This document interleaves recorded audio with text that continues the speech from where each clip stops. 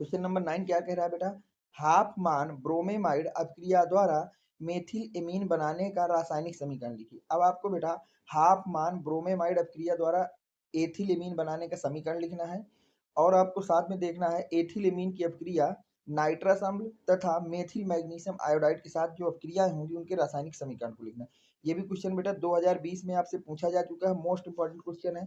तो सबसे पहले हम लोग बात करेंगे बेटा कि हाफ मैन ब्रोमामाइड अपक्रिया द्वारा एथिलेमीन कैसे बनता है। तो देखिए हाफ मैन ब्रोमामाइड अपक्रिया द्वारा एथिलीमीन का निर्माण। तो जब आपको हाफ मैन ब्रोमामाइड अपक्रिया द्वारा एथिलीमीन बनाना है तो आपको लेना होगा बेटा प्रोपेनामाइड। प्रोपेनामाइड की अपक्रिया कराना होगा ब्रोमीन तथा कास्टिक पोटास के मिश्रण के साथ।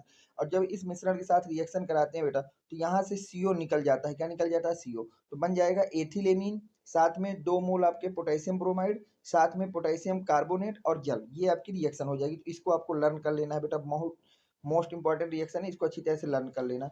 अब देखिए सेकंड हमसे कहा गया है कि एथिलेमीन की रिएक्शन कराना है नाइट्रस अम्ल के साथ। तो देखिए जब हम एथिलेमीन की नाइट्रस अम्ल के साथ होने वाली अपक्रिया का समीकरण लिखेंगे तो ये हो गया एथिलेमीन, ये हो गया नाइट्रस अम्ल। मैंने कई बार आपको बता चुका हूँ कि जब भी आप एथिलेमीन की रिएक्शन नाइट्रस अम्ल से कराएंगे तो NH2 की जगह आपको OH लगा देना, बस यही रिएक्शन है। तो मैंने भी यहाँ पे क्या किया, NH2 ग्रुप को हटा के OH जोड़ दिया तो एथिल एल्कोहल साथ में N2 और जल बन गया। अब देखिए उसने तीसरी रिएक्शन कही थी आपसे कि एथिल एमीन की रिएक्शन आप कराइए, पर किसके साथ?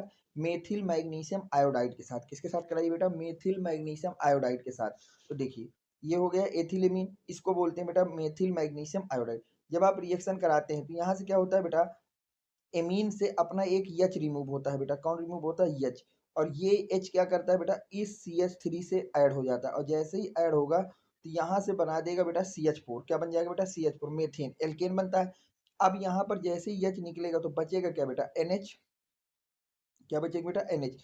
पीछे जो जैसे जुड़ा है CH2 CH3 वैसे ही जोड़ देना है आपको और यहाँ से जोड़ना है MgI को। इसके आगे किसको जोड़ना है? Mg को और I को। तो वही काम यहाँ पे किया गया है। नाइट्रोजन को माइनस दे देंगे और Mg को प्लस दे देंगे। तो इस रिएक्शन को भी याद रखना बेटा। ठीक है, अब हम चलते हैं आज की क्लास के लास्ट